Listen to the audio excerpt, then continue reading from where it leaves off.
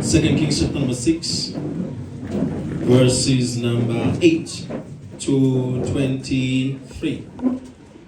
Yes. Send God.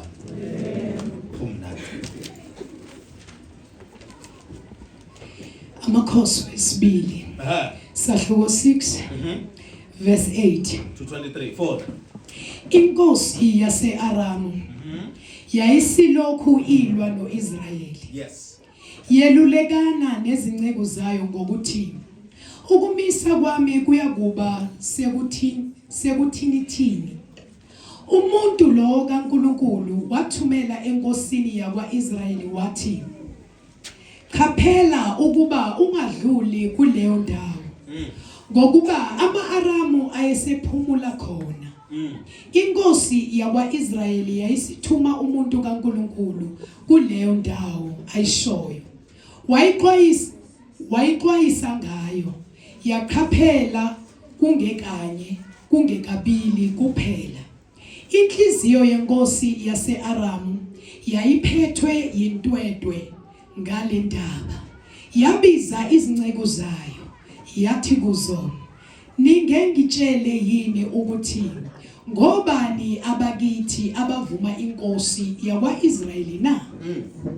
Enye yezinceku zayo yathi, "Hayi inkosi yami, Nkosi, kodwa u-Elisha umprofeti wakwa-Israyeli uyayitshela inkosi yakwa-Israyeli amazwi owakhulumayo ekamelweni lakho lokulala."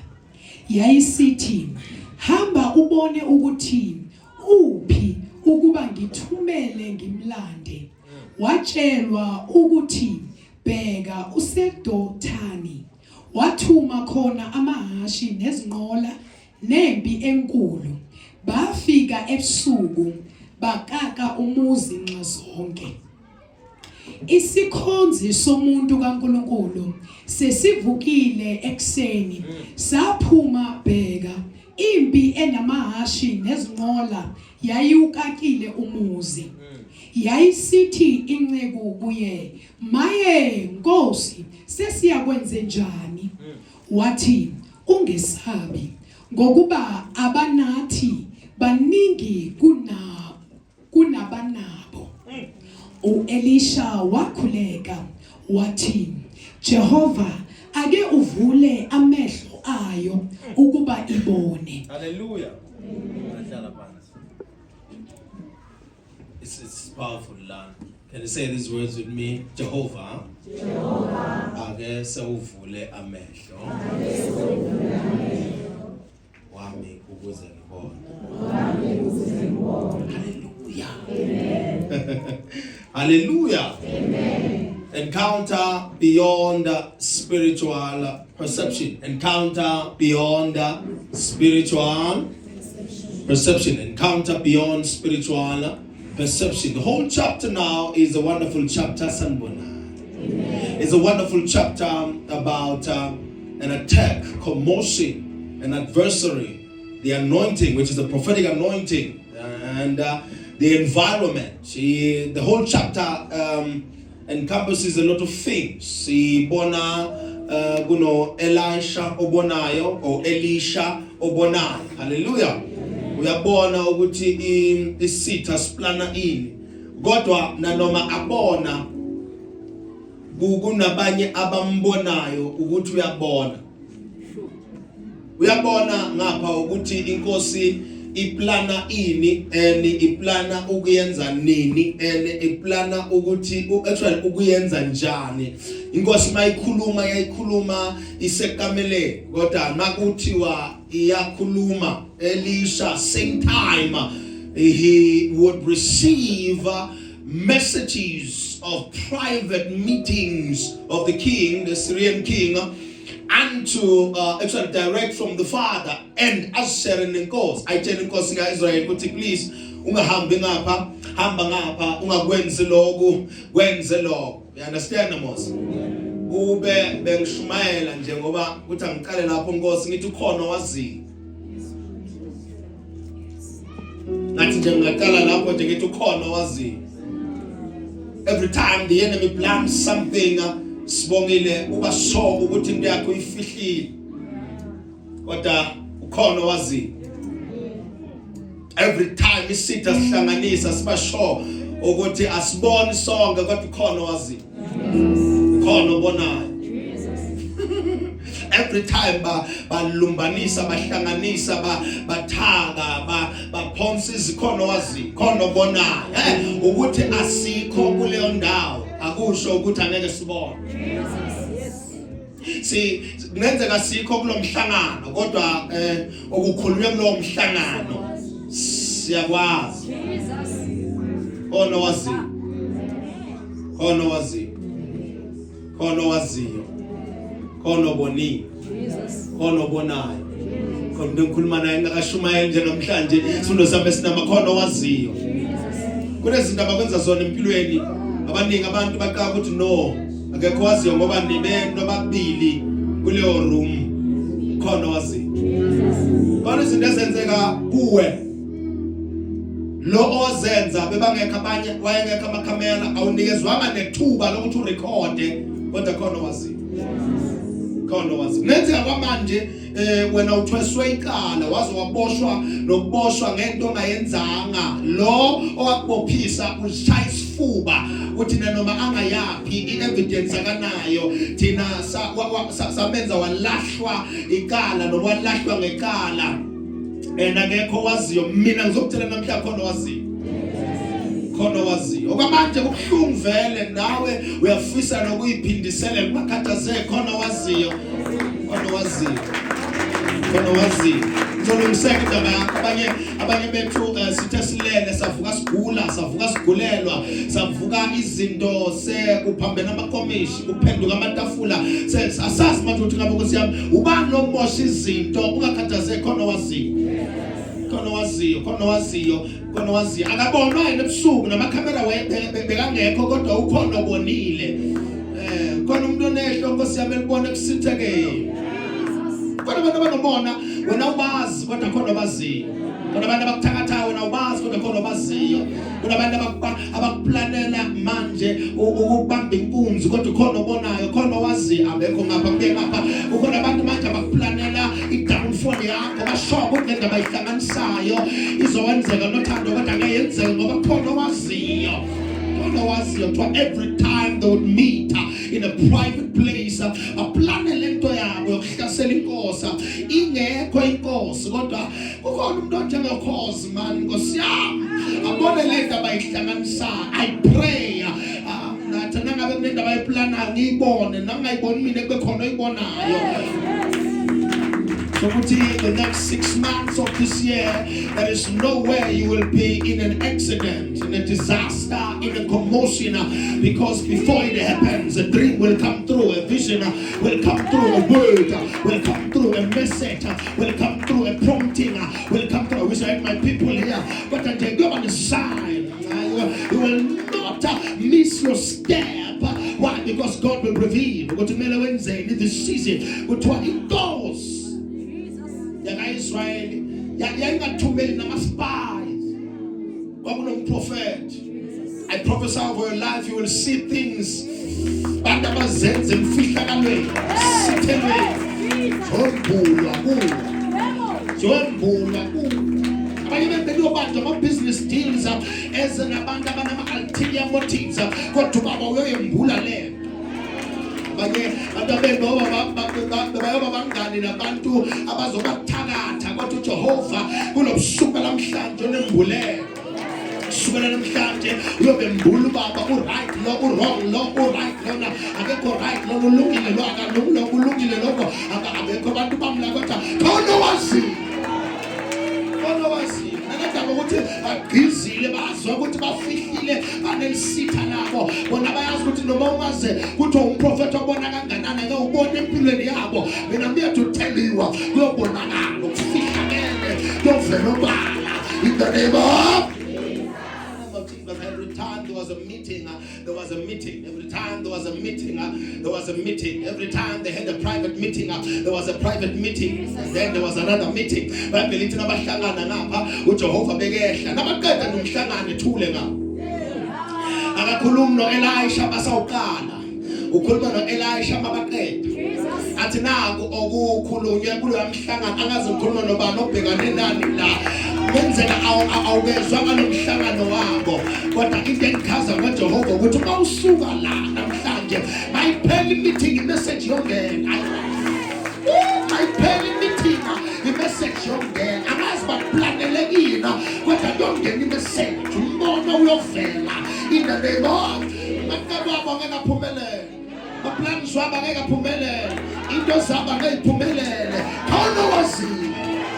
khona wazima uma bese semiyazi abanye bawubona ungabakhulumisi bamangala ukuthi kwenzakaleni semiyazi abanye bawubona ungasa going through with the meeting yabo bamangala kwenzakaleni semiyazi abanye bawubona bakhatha offer bamangala ukuthi ngabe ngikwenzeni thamsemiyazi abanye bawubona ungasababhalela ibheke bablutika bamangala kwenzakaleni indaba semiyazi indaba semiyazi indaba senganguzonde semiyazi angilwi nawe semiyazi asikaphambani semiyazi khona ngikwaziyo wena lokho othi ungifihlela kona sengiyakwazi wena lokho othi ukufaka under the carpet sengiyakwazi wena lokho othi ukuhidile sengivela obala ngoba bese semiyazi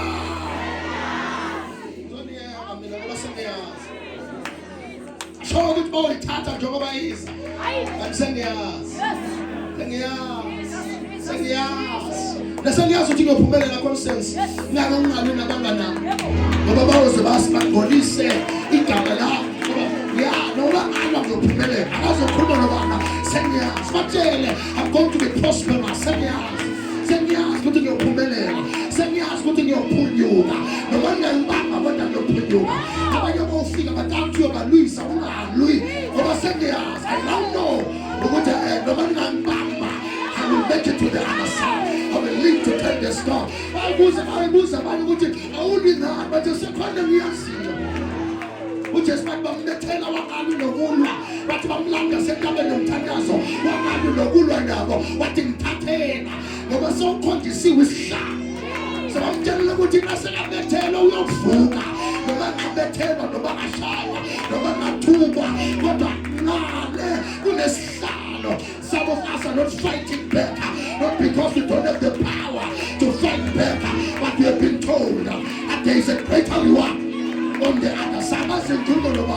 There is the pain, but there is a greater reward on the other side. There is a greater position on the other side. Ukhona okulungisiwe kunaloko okulungisiwe ukhona okuhlanganisiwe ngaphezu kwaloko abahlanganisiwe kuneqiniso phezu kwaleqiniso olaziyo wena uyiqiniso bahlangene kodwa bahlalwa phansi bahlelwa ngempilo yakho bahlangana basemhlabeni bahlangana nabasezulwini bayaplana basemhlabeni bayaplana nabasezulwini angazi bakulungiselekile kodwa lokho abakulungisile mntana kakhulu kunalokho okulungisa uJehova kamune ezayina akhosata angasikhuluma loba bantu abakangazi babalungisele ina kodwa noba balungisa ingozi uJehova angeke avume unyawo lwabo lushelele angasi indoda yakho bayilungisele ina kodwa uJehova angeke avume unyawo lakho lushelele angasi bawuplanela umndeni wakho kodwa uJehova angeke avume unyawo lwakho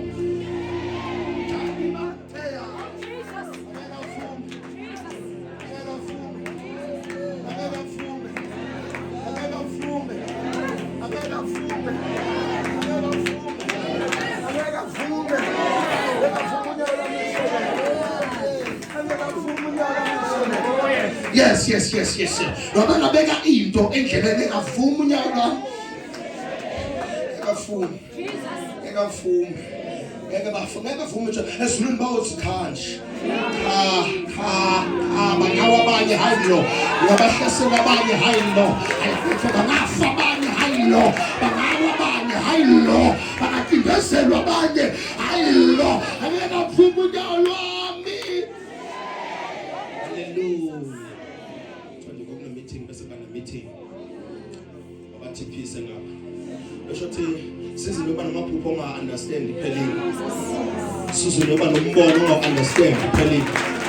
Sizwe noba nomlayezo vele ezulwini onga-understand iphelile. Sizwe ngiyazodibana nabantu bakuprofethe into engekho iphelile. Sizwe ngiyodibana nabantu bakunikeza imessage engapheleli iphelile. Manje sikunikeza into ephilayo. Ozokhuluma nawe ukunikeza into ephilayo. Ozohlangana nawe ukunikeza into ephilayo. Oyokhulumisana nawe ukunikeza into ephilayo. Somebody say glory to God. Mungu Jehova ngoba uyokunikeza into ephilayo. Somebody say glory to God. Lento soyibamba manje yaphila. Linda bangizwanga. Lento soyibamba manje iyaphila. Nesibambi into efile. So babbi into ephilayo. Nesenza into ephile. So wenza into ephilayo. Lokho ozokwenza manje kuyophila.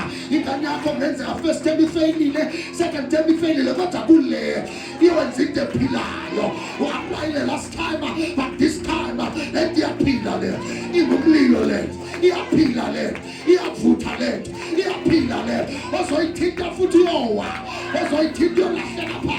Iyaphila le nto le. In the name of thank you, Father, for hearing when I pray. In the pillar. Abethu 7 mayivuka nje kuseni. Mayivuka nje kuseni yathola kunamasosha ngaphandle. Yathola kunabantu abahlasela umuntu ongenamasosha. Bengaphandle.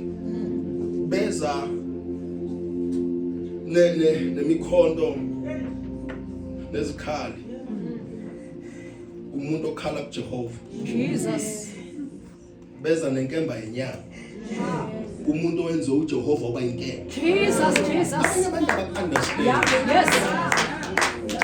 Balanda imithi, balanda imbanda, bazigwagezwa ngegazi. Jesus.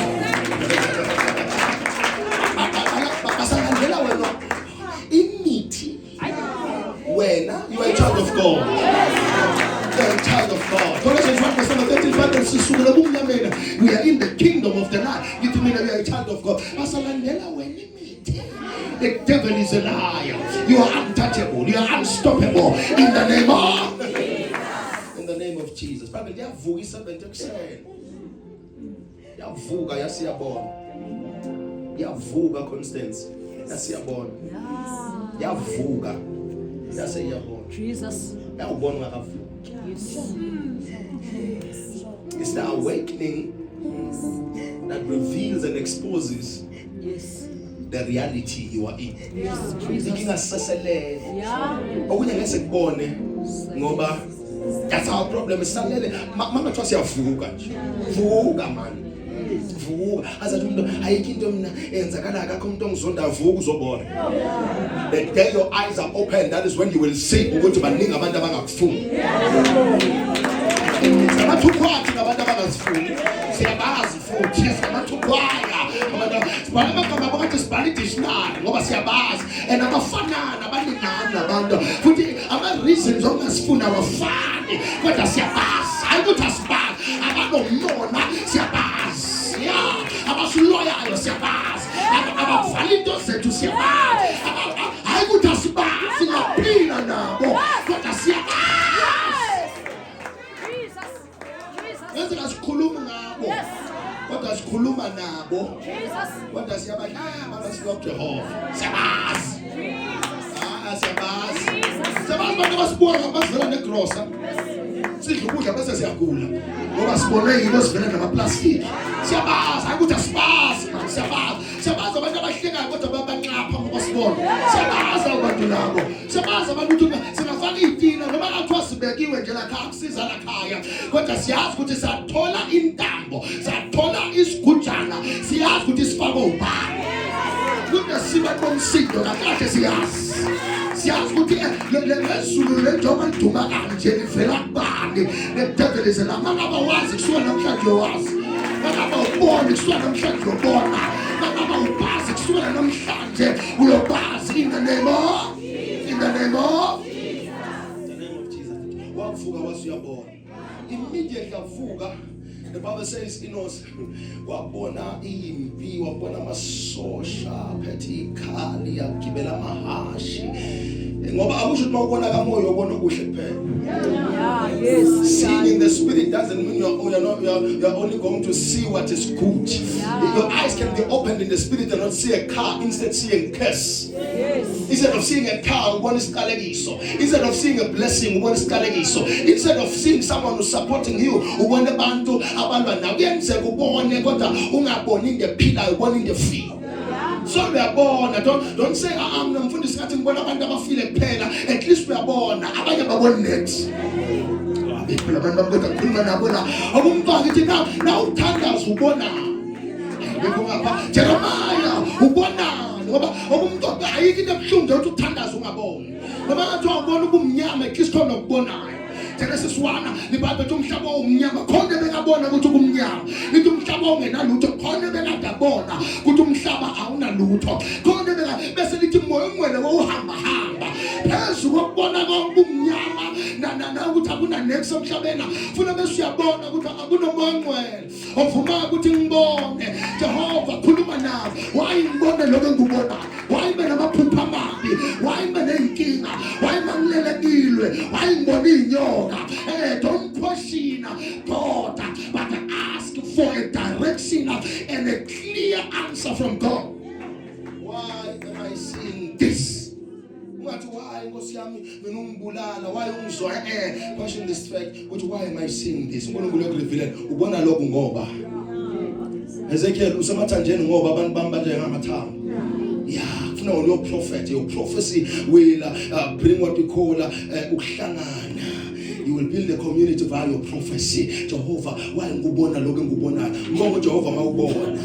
Bahamba abantu ababona next. Baphila abantu ababona next. Ababona baboniswa. Kodwa bona bayabonakala. Kodwa ababoni next. I pray for your eyes to open up so that you start seeing in the spirit. And I pray for God to wake you up so that you see in the spirit. Yeah, singalali nganesikhathi manje so ukuthi Jehovah mbule izinto ezinkulu. God is opening your eyes. You're about to see wonders without number in the name of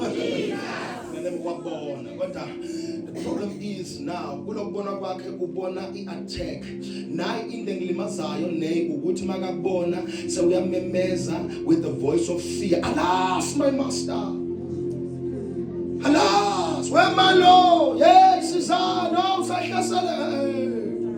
Yeah. It's when the prophet avuka he saw the same reality but then another reality. Say that again. Prophet makavuka avuswa ukumemeza kwefear makafika uyabona lokho akubonayo kodwa sekunokunye akubonayo phezu kwalokho.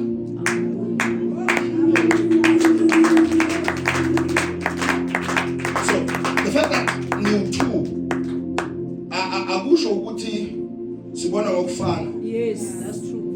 So sesonto nelilodwa kodwa sibona umfundisi abanye babona umfundisi babona umlilo. Yes, that's They can see the prophet but they see fire. Yes. Some they see the prophet and they see God. Some they see the prophet khona kunye abakubonayo ngaphezulu kwalokho wena. When if you just seeing a man konke wrong ngawe funa bese uyathandaza baba ngicela kuyibona le nto engayibona. We'll get there. So Bible to prophet makavela ubona lokho kubona lo amasotsha abona amaSyria uyazibona izinto kodwa makavuka umprofeti man eNkulunkulu ayi man ake sengimvula amehlo azobona uthi lithi Bible nakamvula amehlo. Father, open his eyes so that he can see. Lithi wabona amasotsha asurround umprofeti, the man of the assignment. Jesus. Power. I saw angels around the men of the assignment. Yes. So it's security and a safety of the servant, the proximity to the prophet. Jesus. So the angels are protected on prophet, not the servant. Yes. So uvikeleke ngoba uhlala nomprofet. Yes. Hayi ngokuthandaza kakhulu. Uvikeleke ngoba. So if the relationship you are being a hambi kahle ingekho right, relationship yakhe nomprofeta angaba exposed. The reason I operate in fear is because yena ubona indoda isevayo and ezulwini babona indoda assignment. Jesus. kunamasosha asenyameni kodwa kunamasosha kamoya. Uzibuza siprofetha angaka sifi ngani? Ngoba inyanga every day siyafunga siyagomela sithi 7 days 3 days akafe abazi ukuthi they are soldiers around us. Bayekela abantu wena bakubona nje ungathi ungumntwana nje osontayo ubaba osonta abazi ukuthi around you because you serve the God and you're under the leadership of the prophet. Sesiyalezwe in the laws ukuba ikubambe ngesandla ngekuphuzuke wena uwe futhi angewudakala kwenzeke uphele nakamandla waya. There is an angel that leads you in the name of ngicela uvula amehlo baba ngicela uvula amehlo shothi bekavela khona ama forces asezulwini avikela bona avikela nomprofeti kodwa lona bekahamba nomprofeti angawaboni shothi ungahamba nathi ungaboni sibone thina wena ungaboni baze kwayingozi ke ukuhamba nomuntu ongaboni wena ubone ngoba manje let's go on. Yena ubona ingcinamba mina ngibona ibreakthrough. Yena ubona uGoliath mina ngibona ibridge. Yena ubona inkinga mina ngibona ukuthi ngiyinkinga enkingeni yami. Ya ngatshela omnye ngathi kunzima kona kodwa mina ngizima kakhulu. Ya when the enemy comes in like a flood,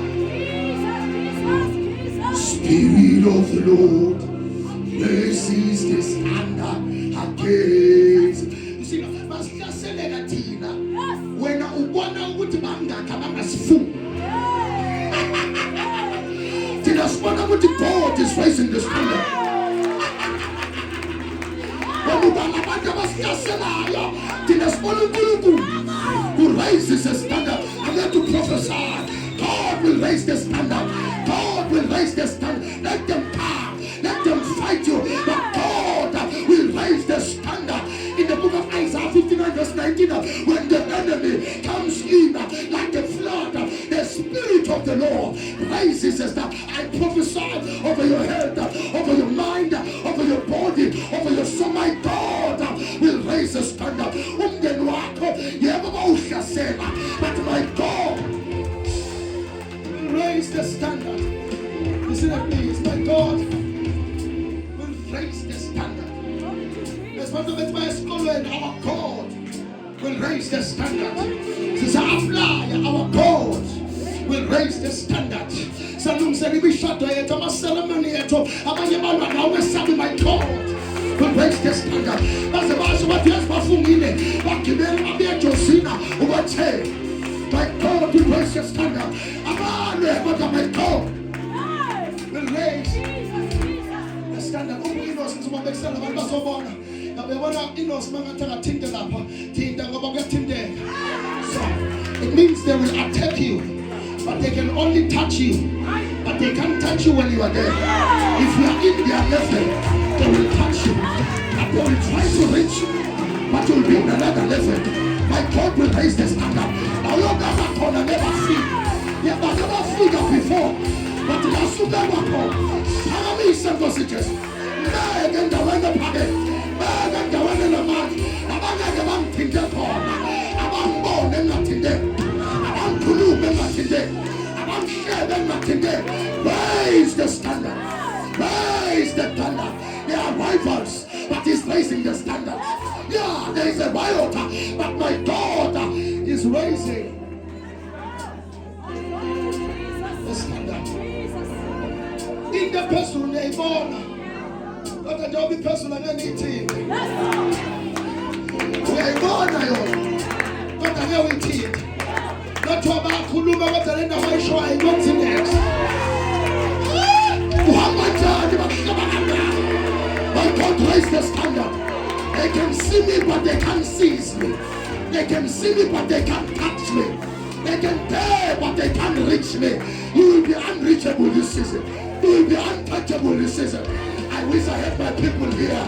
I'm born to be born, but I never think in the name of.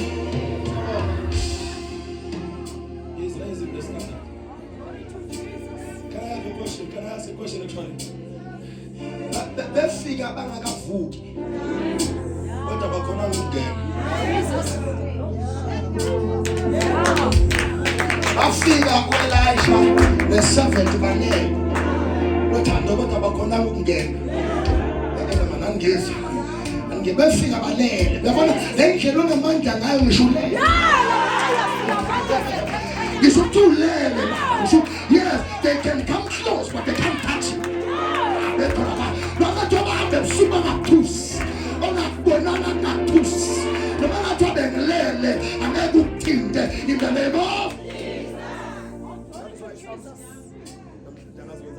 That is why Psalms 91, whereas we think Psalms 91, there is a night prowler. Little bit of soup what ngeke bakuthini. Bese busuku kodwa ngeke bezani. Ngeke bakuthini. The night prowler. Kunabantu never neBhayibheli liyabazi. I think maphethu. NeBhayibheli liyabazi. Angisisho ke ngale. Ngicela ningilungiselele. Hallelujah. No.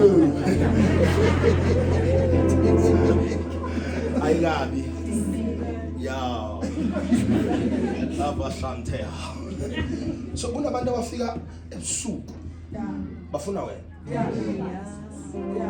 Yabona abantu abafika emini bazi ukuthi uyasebenza nini. Bafuna into esendlini yakho. Because bayazi awukho. Kodwa makuthiwa bafika ebusuku bayakwazi usebenza emini. Bafuna wena. Alright.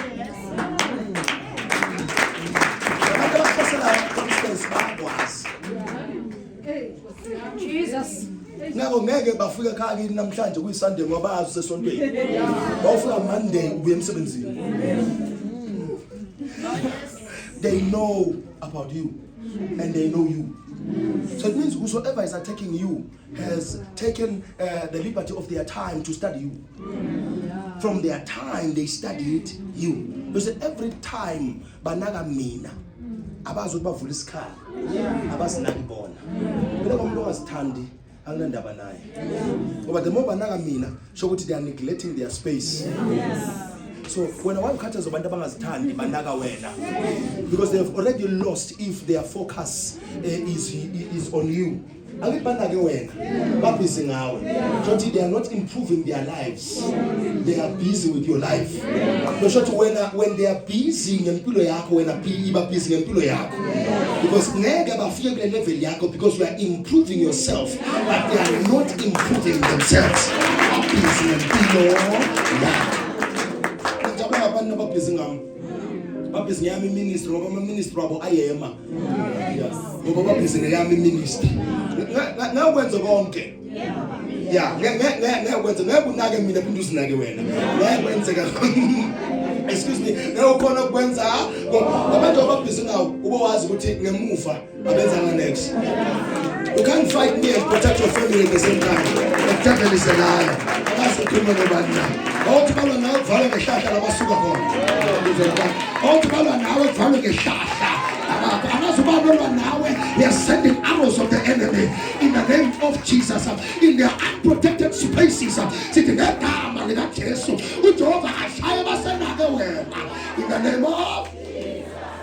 of Jesus. In the name of that's God. That's God. A lot of people think that this verse is about seeing angels that were around Elisha. It's not about that. But it's about access to the counsel of heaven. Jesus, yes. The ability yokubona njengoba izulu libona. Jesus. Ufakwe emfihlakalweni ubone njengoba izulu libona. So sometimes sike sivusa uJehova ebusuku mambonana hayi ngoba uyazonda ubaba ingani ngoba khona akubonayo. So thina esontweni lakho babiza fasting every week. Boyibuza ukuthi masonto fasta once a year or twice a year. Kwelami isonto se fasta every week, 4 days in a week. Yini le uNkulunkulu ayibonile noma ayibonayo mina ngayibona. So if you miss the fasting, show you have missed the information. So if you miss the fasting, you have missed the memo. So when uthi no mina ngidlile ngoba bengingasakhona kukhona usakhona ngoba sokuhlulwa ukwenza lo emele ukwenze. uJehova uyazi ukuthi ungakhona ukufasta kodwa wena uthi cha, bese ngeke sinikezwe le routine le uJehova angazi ukuthi baplanani against us. So usifake le routine le ngokuyazi ukuthi thina ukuze sinqobe masisahlala ePola funa Wednesday, Thursday, Friday and Sunday's fast, because uyabazi abantu balaphola ukuthi ngeweekend bayahlaba baloyi. Uyazi funa thina basithole sesivikelekile every time, because kuyenze uNkulunkulu angakukhiphe ePola kodwa akwenze ukuthi uphile ePola laba loya khona, kodwa ukunikeza indlela yokuphila in the midst of it all. In the midst of, I'm sure some of you want to leave your families. Ukuhamba elazalo lakhona because of le inkinga, inkulumo, inhlamba nobuloyi uyamuza but ufuna ukuphuma kuphumeke. You must understand that uthi uNkulunkulu ufuna ukuthi uphile lapho, kodwa mbuzo ukuthi ngiphile kanjani kuso. Ngoba Abraham nomkhipha labe kunenkinga khona, so mina ngiphile kanjani. So that is when you will thrive even when you're in exile. In the book of Jeremiah 29, makafika umprophet Jeremiah zobatshela bakanga zobatshela ukuthi bayophuma, wathi laba abaprofeta bathi ngizophuma manje banamanga. uJehova uthi pray for the prosperity of the place. As the place prospers, you are going to prosper. Yazi ukuthi uJehova kenzeka athi hlala la ngoba this is the only defense system I have for you now. Uthini umfundisi manje, mina nginomuzi kunenyanga ngapha kunenyanga ngapha kodwa siyezwana nalabantu abangiluyisi kodwa siyabazi baba loya abantu. uJehova ubeke wena ngapha. Abanye bazibaqaba ukuthi uyathakatha kana uthakathi.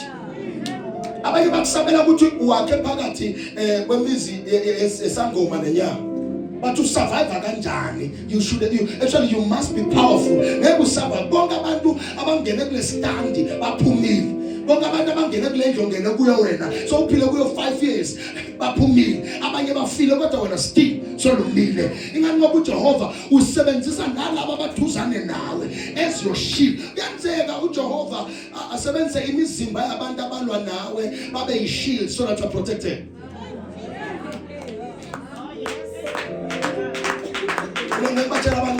Sometimes mangabe sideliver umuntu lento siyikhipha kumuntu angiyilahli babumondlana ngiyibeka ngapha,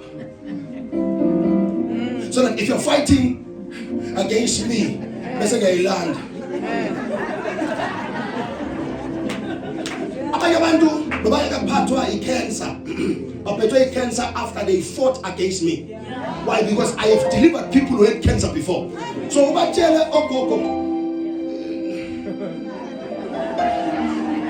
bajela no ngingamloyi ngoba uyingozi lo baba lo ngoba wamloya ulanda lento athi Jehova izohoga sakhwanga uSathane, izohoga sakhwa uNkulunkulu kwaba indawo la olahlela khona abantu abangamuswa. Because God has fire on the side to burn those who disobey him. That's what into singayithatha siyibeke ngapha siyibekele nje disobedience abalwa nawe angazi yini yakhishwa kuwe siyiphosela kubo.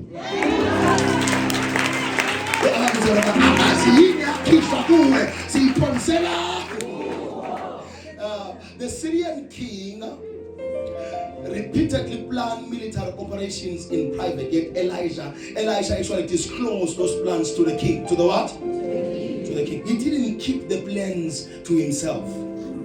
Like we said on Friday, such that the prophecy should be given without manipulation. Akazange athi ngutshe, okay, ngifuna ukukutshela ukuthi Syrian king yenzani kodwa ngicela umnikeze lo mhlaba onegolide wangapha. Did he do that? No. What did he do? He said that the Bible says bengavela itshela inkosi without asking for money. Bengavela itshela inkosi without asking for incentives, without asking for a better life, without asking for access to certain things that has to do with the kingdom. Bengavela itshela inkosi. I-question ithi mawungathiwa wena uyabona noma uyaboniswa angeke yena usebenzise lo mbono upurchase influence. Elisha revealed these things, protected the life of a king better than soldiers could do it, better than soldiers, better than even people about Duzan and Nkos. He did it better, but he was in his own room. That should tell you something. You need a room where you receive intel from above. If you know your room, now meet a If you know indawo, now meet a So I need a song engiyazi ukuthi mangihlabela le uJehova uyakhuluma nawo. I need some kind of praise. Engazi ukuthi mangipraise so uJehova uyakhuluma nawo. I need a place if it is possible whereby I know ukuthi mangiya la kule ndawo le uJehova wenza njani uyakhuluma na. Find that and then you will be the best person ever empilweni zabanye abantu. Because abanye abantu gokhuluma babule ukuthi abanayo indawo labantu bakhona uNkulunkulu. So you will never know anything about your life and the livelihood of the people around you because awunendawo la uhlangana khona noJehova. Ungathi ungabuza makhona umhlangana nakho noJehova. Because if you don't have a private place where you meet God, there is no way you will receive the intel of private meetings available from your enemies. If you don't have personal time with God, there is no way you will receive matters that are personal. You are receiving matters that are national, that are generic, but not personal matters. If you need personal matters, that is why salvation is a personal movement. Salvation personal. So that now as a personal. The Bible, the Syrian king, they are missing Dabazetu. He say, the king of the Israelites. But you are Elisha on the other side. I want you to see this. Elisha we have a bonela nabambona. Can I talk to somebody here? Yes. The day you see in the camp of the enemy, just know that you have been exposed. Sure. Immediately when you see in the camp of the enemy, it means you have been exposed.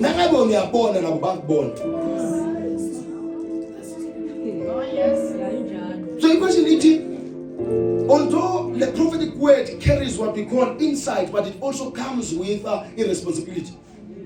Because so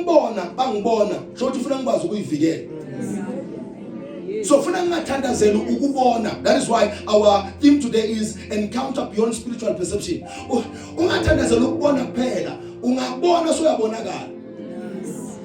So the question is, are you protected now? Oh yes. So my prayer is not seeing. My prayer is protection after seeing. Yes. So if you pray as far as seeing and perception is concerned, it means cool. Masa ukhulile awuthandazela ukubona phela, uthandazela ukuvikeleka ngisho subona, ngisho zonke njani? That's God. Encounter does not simply improve your vision, it introduces you as a person in the intelligence system of heaven.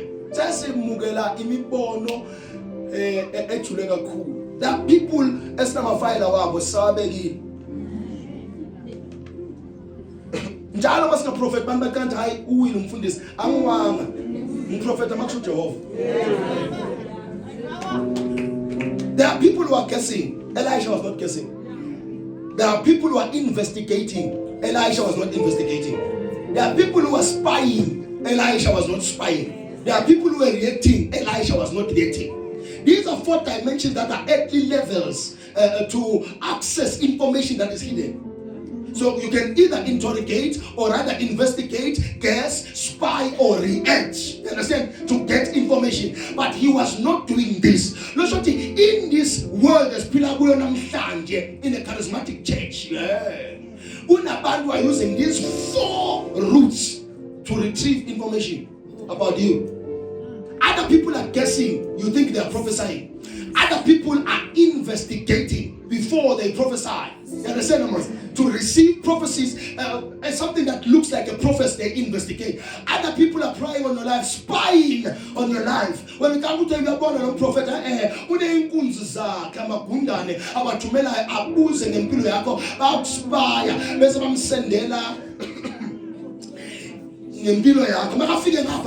can I finish you?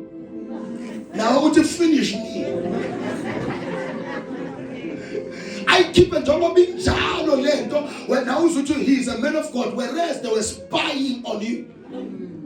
Other people are hacking people's phones to see in their lives. Other people have cyber whatsoever cameras just to follow you through. When you show what we are born, says Pillar.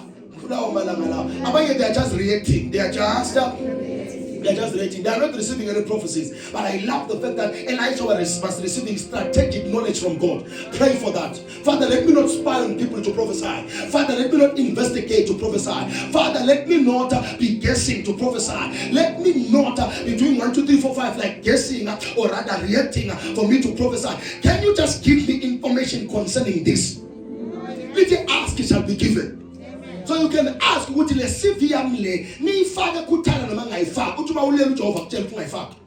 you can ask, where should I apply to ask God. Touch your neighbor and say, ask God. Ask God. It's easy for heaven to expose what is hidden on earth. It is very much is izulu.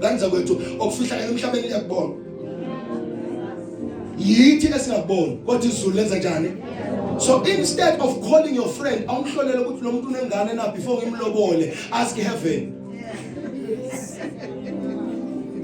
Ask heaven. If you ask heaven. Ask heaven.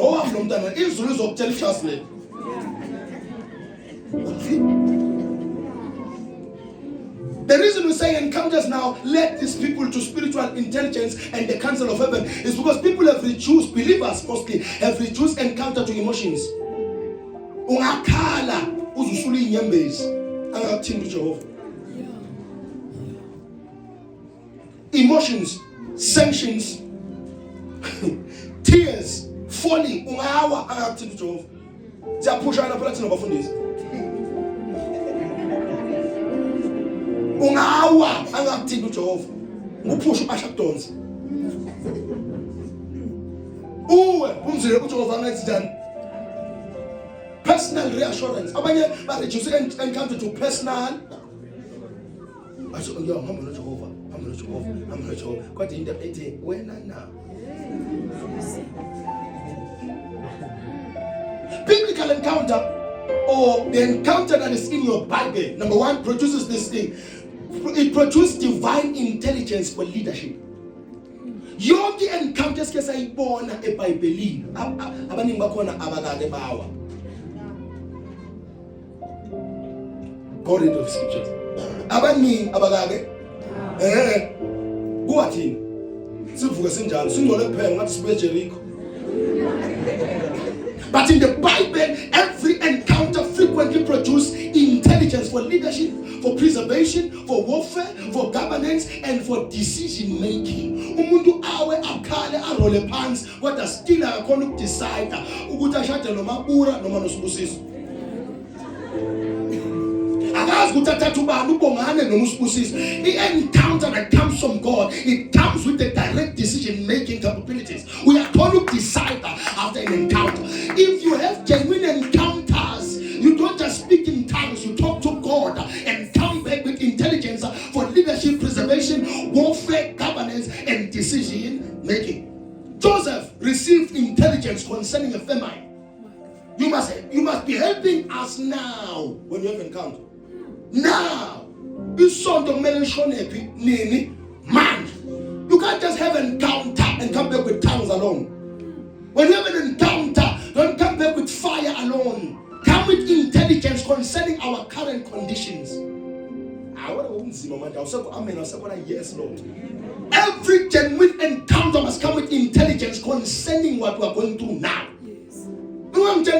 Ngiyaphulisa mina bangazi labemthandaza labo ngisho nasekhaya. Moya ngcwele. Siyathula masikhathi sithi uthini uJehova. Ngeke phela sibe meeting engaka ukuthini uJehova wena ukhala bese asisho ukuthi une message yana. I know lena nje ayingifaki nina. Bengeke kakhulume la bese asasifaki nathi. Ungathi lasitshele there should be something concerning us here. Every genuine encounter constant. You see, if we teach people to narrow down their encounters to situations concerning their current realities, I'm telling you, we can solve matters that are called mysteries. Yes. Most mysteries would have been solved by people who are in church. But the problem is they reduce encounter to a level of emotion. We need intelligence. Joseph had an encounter and he had what? Intelligence concerning the famine.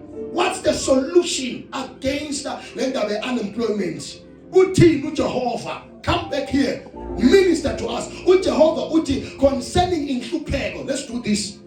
Uthi uJehova ngalokuphakama kwenamba yabantu who are single parents. What is God saying? Those are matters we should be solving now. Telling me that I'm going to another realm. Another realm. God said dominate here. Oh yes. Let's enter another realm in the spirit. Kappa takaba yethu la namakepisi lapho. Ningitshela ukuthi ngiyisotha kanjani indaba ye-fridge empty. Ngiyisotha kanjani indaba ye-account yami engenamali. I don't want to go to another realm, not unless I'm there to receive intelligence concerning this matter now. Don't invent another way of giving by saying you've had an encounter with God. Touch my shoes, you are going to receive money.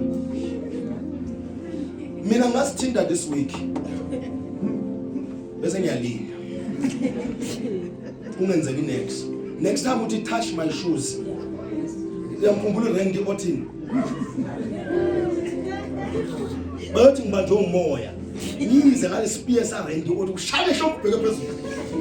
Because ngisibambile isikathulo sakho, my problem was not solved. Every encounter must come with intelligence concerning if there is a famine, concerning famine.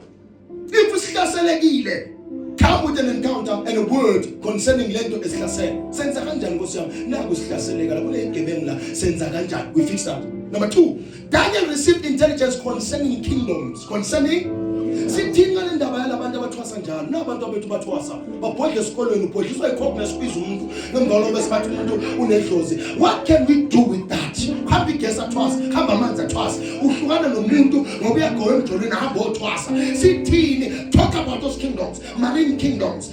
Khuluma ngama kingdoms of the spirit. Come and talk about those kingdoms. Those kingdoms. Kuthi umuntu une encounter ekhaya kubo bathwase bonke kodwa akakhona ukubatshela ukuthi bayabheda bonke. Abatshela ukuthi no le ndlela yokuthwasa bengamele sithwase kumele sihambe so. Abatshela ukuthi senza njani manje migrate from ekuthwaseni. Nithwasa njani nibe u7 ekhaya kodwa akekho noyedwa onekhasimende. 7 nomathwasane ekhaya elodwa kodwa ayikho indumbela ama-customer ni broke aninamakhasimende into enyenza ubhema isinefu nje nganasho na samthengela isinefu nabhema isinefu because ube bengibiziwe nibizwe ngoba abantu abaphansi ninamadloza bekufuna kube nabantu abangenayo kukaba labantu lishayela ilize nabo kodwa nathwasa no7 nangenwa idloza elivila phayo. Receive intelligence concerning kingdoms. Agabus received intelligence concerning the coming hardship. The coming? Still a good to Mina prophesy 2027, 2028, 2029 to 2030 is in my Facebook account. Followed by 80,000 people on Facebook. Go there. I have my prophecies concerning these 4 years. What hardship is coming? How can we protect and preserve and protect the dignity of the church? I even talked about apostasy that is coming. In the coming years, apostasy, the great drifting away from the kingdom of God. People will be in church, but there will be a great drifting away from the word of God. Often those zomhlaba hayi into zakamoya nento zikaJehova. Peter received intelligence concerning Cornelius. Peter was rejecting Gentiles. You understand? What happened? God after encounter wakoreka indlela yokubona kwakhe. Wena still awukwazi ukuqela, awukwazi ukuqolisa, awukwazi ukuzehlisa kodwa unama encounters unamanga. When you encounter corrects. The encounter does what? Corrects the way you treat other people. Ngeke uthi unama encounters solusasibukela phansi waphela amene esondweni. Ngeke uthi unama encounters kodwa umazi omunye umuntu. Ngeke uthi unama encounters phela mina ngikwaphela phezulu ngihamba nengelozi, hamba nengelozi zakho zasefilmini. Asivele kuJehova ingelozi enjalo. Encounter corrects relationships. Encounter corrects the way you see other people. The way you serve. Encounters are seen in service. How do you serve other people? Encounters are seen in relationships. How do you relate with people? Paul received intelligence concerning a storm and the survival of those who were aboard on the ship. Yes, if siyabona ukuthi no sihlaselekile batshela abantu khululekani siyedlula because I have had an encounter, I had a vision. kodwa amaphupho wenu niyadla kanza kwethu niphekelwa ubani maphusheni nami ngizomcela bawushefu wami hlezi nidla maphusheni. You need an encounter whereby you see how you're going to survive in this recession. How you're going to survive in the chaos and the commotion that is happening in the world. Uzusho kuthiwa ukuthi baba bengicela manje ngithola amaphupho angathi ayaqaqa. Angathi njani? The question therefore is not only what did you see, but the question is what did encounter enable you to know that you could have never known naturally? After the encounter yini into oseyazi manje. Ngoba yebem lento niphuma nayo yinto vele obuvela uyazi. Athi uJehova uthi njoba ngantshela last time ukuthi kwafika umfundisi wathi umfundisi ngikubona yoba nama branch amaningi. Ngiyakwazi lokho. I already know. Ngizowaplana ama branch. Vele into wonke umfundisi makaqala iminisi akayiqalele kuba ne branch eyi1. Uyiplay Masikali ministry concept sinama branch la. And solo siyashumana siyasho ukuthi impumalanga yonke, South Africa yonke, umhlaba wonke we're going to have branches. This vision is global. When I bezuthi young prophet, uJehova uyakutshela ukuthi uzoba nama branch, that's not God. That's your own intelligence. That's your own. A genuine encounter may reveal timing, strategy, danger, motives, hidden movements. Mina ngifuna umbono umuntu ongekho right. Onoma wenyoka. Umbone amuhla gqoke kahle namazipha amade ngathi uhodoba. Umbone ukuthi hayi lo muntu lona unani? Unomoya wani? Ya lo nomoya womnyoka lona akekho right. Umbone uzofuthi labo akekho right. Ma motives wabantu, ma plans zabantu, indlela zabantu, indlela okucabanga kwabantu. Ufundani lo empilweni yami? Ngeke kumele ma encounters bese ngisakubona ukuthi uyabheda noma ubheda. Ngeke kumele ma encounters bese ngingakubona ukuthi unyonobela ubani la sontweni. Wenzani behind my back? Ngeke ngihlale ngakubona lokho because we are in the same house, in the same house. That's God. The correct response to complex situations. Once you have an encounter, you must know the correct response. That's why it's easy to tell me, to tell you ukuthi bengamele no babili ngicabanga. Nizwane nini ukuthi wena no mfundisi mina vele ngeke ngisazwana lo ngemkhatha of ngithi mina kwamele nizwane nini babili according to the plan of God no kwamele nizwane nihlukaniswa uSathane. Kwathi omunye lesilonda angilimezela ngaso angeke siphole nami noma ngimbuka nje sengimbuka njengomzalwane beka njengosisi kimi kodwa manje sengimbuka njengomzalwane ngathi mina uyadlala ke uyozumbona njengosisi again.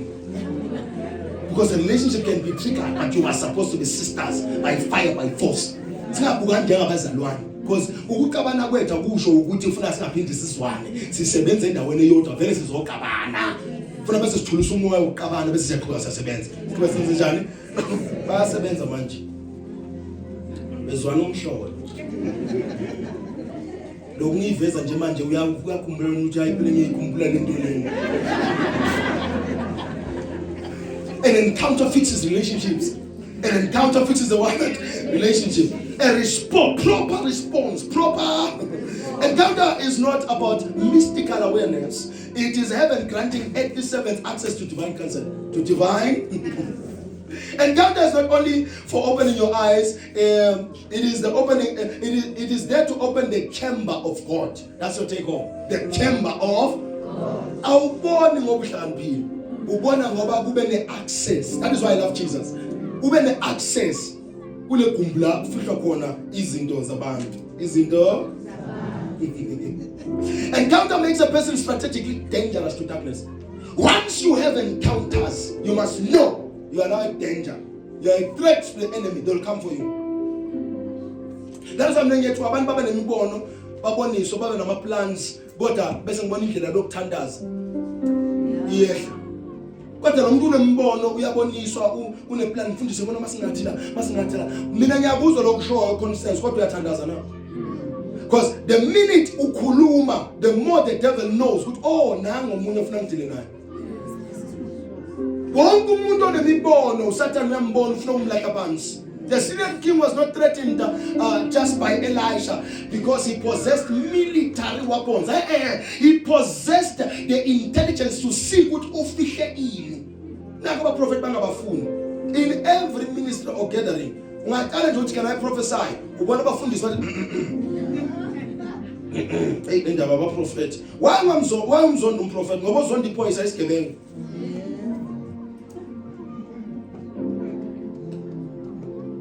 uzonda iphoyisa usowini. Mina mangibona iphoyisa ngijabula kabi ngoba safe. But wena mangabe yaganga uthengisa intasha phela mawubona amaphoyisa igudugudu ipakala ngaphandle uthi wo bangithola ke namhlanje. When you possess revelation, you are a threat to the enemy. Usathana akathusa isudu yakho. Usathana akathusa irogo lakho. Usathana uthusa ukuthi une revelation uyabona. The fact that you see we threat babanye abantu. Now sometimes mangabe yazibona ukuthi no angithandazi kahle ufuna unginciphisa lokukhuluma izinto ezibonayo.